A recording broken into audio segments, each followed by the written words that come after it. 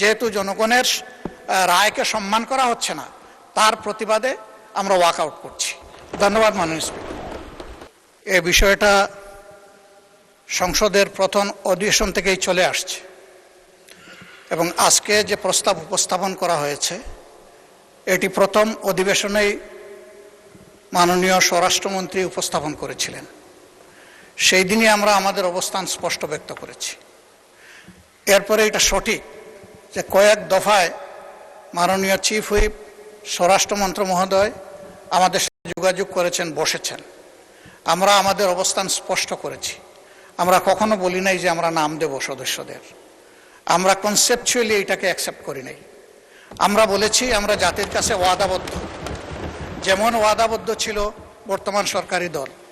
আমরা নির্বাচনের আগে সবাই বলেছি গণভোটে হা বলুন, হা ভোট বিজয়ী হলে আমরা গণভোট বাস্তবায়ন করব, এর রায় বাস্তবায়ন করব। এবং এরই প্রেক্ষিতে আমরা দুইটা শপথ নিয়েছি, একটা সংসদ সদস্য হিসাবে আর একটা সংস্কার পরিষদের সদস্য হিসাবে। আমাদের দুইটা শপথই আমরা মনে করি বিদ্যমান আছে। সুতরাং ওইটাকে যদি বাইপাস করার জন্য এই কমিটি গঠন করা হয় তাহলে আমরা এই প্রস্তাব প্রত্যাখ্যান করছি। আমরা আমাদের আগের অবস্থানেই আছি। আমরা মনে করি গণতন্ত্রের দাবি হচ্ছে জনগণের মতামতকে মেনে নেওয়া। সেই মতামত 70% কাছাকাছি জনগণের মতামত।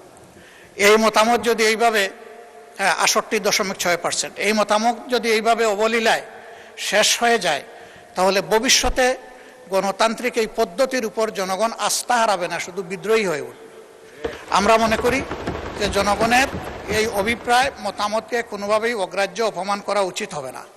এই জন্যে তাদের প্রতি সম্মান রেখেই আমরা শুধু এই কমিটিতে অংশগ্রহণ করব না এটাই নয়, বরঞ্চ এই পর্বটা আমরা যেহেতু জনগণের রায়কে সম্মান করা হচ্ছে না তার প্রতিবাদে আমরা ওয়াকআউট করছি।